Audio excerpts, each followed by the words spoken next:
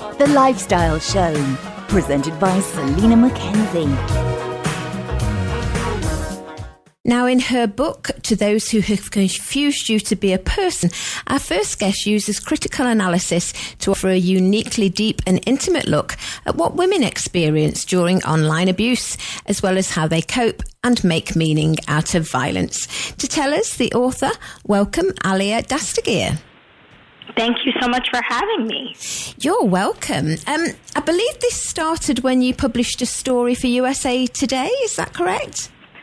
Yeah, it's so interesting. I've done a few, several interviews at this point, and I feel like this, there's a real sort of focus, in part because of how I wrote the book, on an experience of abuse that I had in early 2022, where I became the target of an online mob, and that's sort of seen as, and was a very sort of extraordinary, outrageous, terrifying experience, and it certainly played a part in how the book eventually sort of came to fruition and sort of entered the world.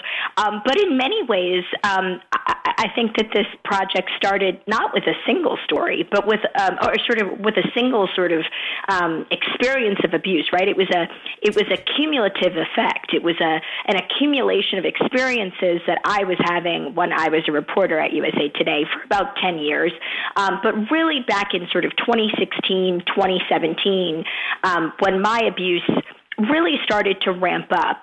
And I was experiencing, I think I was trying very hard to sort of accommodate to what I felt like was a pretty strong sort of cultural mandate to ignore it. I think I was trying very hard to do that. But my body, my mind, I wasn't cooperating, right? I was having incredibly strong reactions to what I was experiencing. I was having a lot of dissonance between my life, being with my kids, being with my family, being with my friends, being with my art, being with myself, and then having people, sort of come into my life with these sorts of intrusions, violations, really.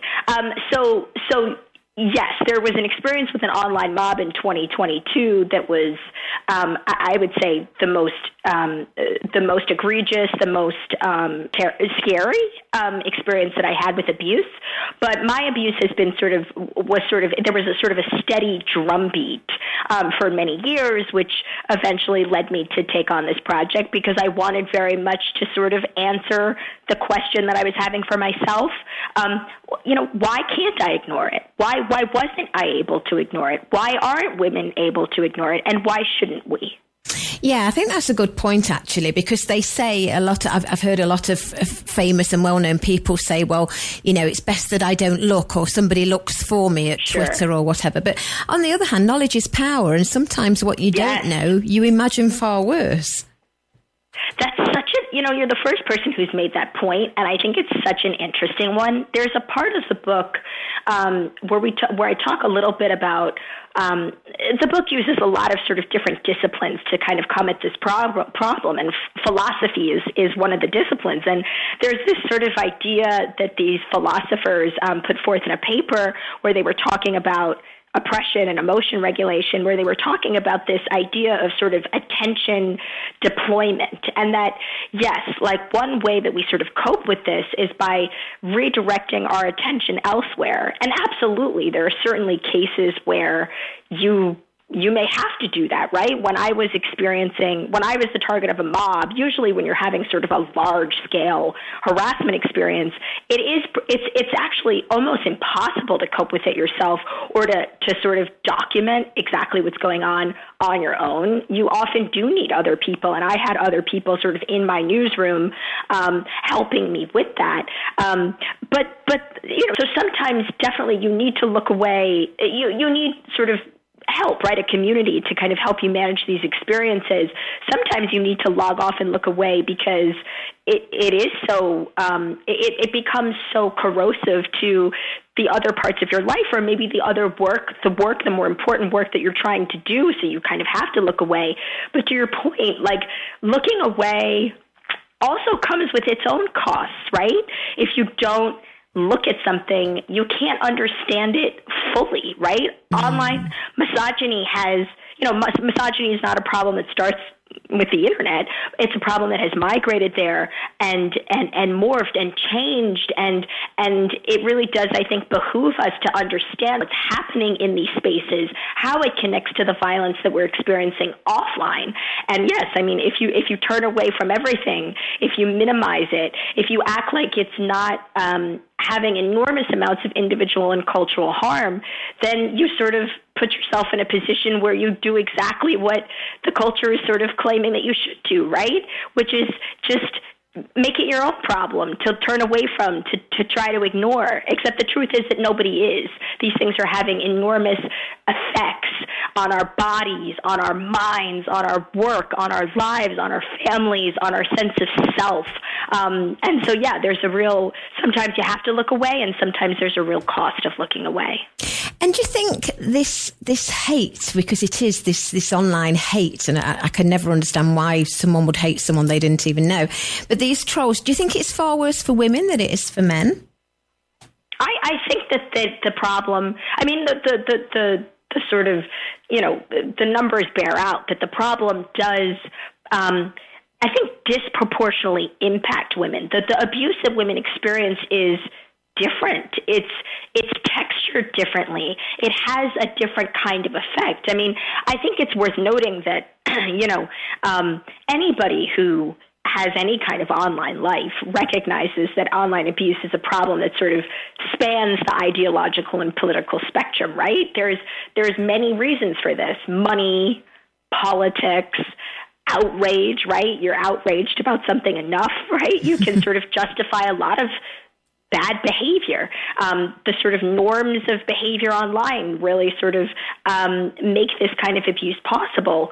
But there is something, when you're talking about abuse that is being directed at women and sort of other marginalized people online, you're talking about abuse that very much mirrors the sort of silencing, the discrimination that is so familiar, right, to women and other marginalized people offline. This doesn't feel different. It doesn't feel like a problem you want to cognitively contain, because this isn't the only place that you hear this language. When someone online is telling you that you should be raped, that they want to rape you, that they hope someone rapes your kids, this is part of a culture in which most women, many women, I mean, the statistics report, right, have experienced something on that spectrum of sexual violence, right? People who are marginalized, queer people, trans people who are experiencing, attacks on their identity, on their well-being, on their humanity, on their autonomy, on their dignity, and then come into these spaces and are also attacked. It doesn't feel like something you can ignore, So I think that's part of it. I also think it's worth sort of saying that, the abuse is one of the sort of defining features of the abuse when it's directed at women is that it isn't just that it's about what that woman said or did, right? That is the issue. It's that she dared to do that as a woman. It's that she said that thing as a woman. She did that thing as a woman. And so the attacks become much less about, the story you wrote, right? It's not just, this was a bad story, I disagree with the arguments, like this is fundamentally, wrong. It's get back in the kitchen. How dare you be in a newsroom? How dare you be a journalist? What does your husband think? I think that online abuse is a problem for anybody really online, and this is, but it didn't start, it's also worth noting that this is a problem that really began with a certain kind of internet user, right? And it wasn't a woman, it wasn't women. But this abuse does disproportionately impact women and has an enormous silencing effect, and is really going to, if left unaddressed, further push women out of public and civic spaces. Yeah, but you do get women abusing other women online, don't you? Oh, sure, of course. There's actually a whole chapter about that. I mean, I think it's really important, and I'm so sorry. I'm under the weather, as you and your listeners. Bless you. I can tell you're losing your voice. I'm trying. I woke up and I couldn't say anything, but I'm here, and I'm grateful. You're doing well. I'm going to get these last few points out. it was really important when, because you used the word trolls earlier. And yeah, that's absolutely true, that trolls are part of the problem. But when we use, but there is something, we do a little bit of a disservice to the issue when we claim that it's just trolls, right? Like it's just a certain kind of internet user. They're just, these disaffected young men, right, who want to create chaos online or, want to laugh, right? It was important to me when I was conceiving of the project and really sort of executing and trying to explain to the reader what is going on here, to say that it's sort of less about the identities of the individual perpetrators, people sort of perpetrating the abuse, and more about the ideas that they espouse, right? Ideas like sexism and racism, right? Ideologies of white supremacy and white male supremacy. These are the attitudes that sort of that justify this, often justify a lot of this behavior, this sense of competition, these hierarchical sort of attitudes.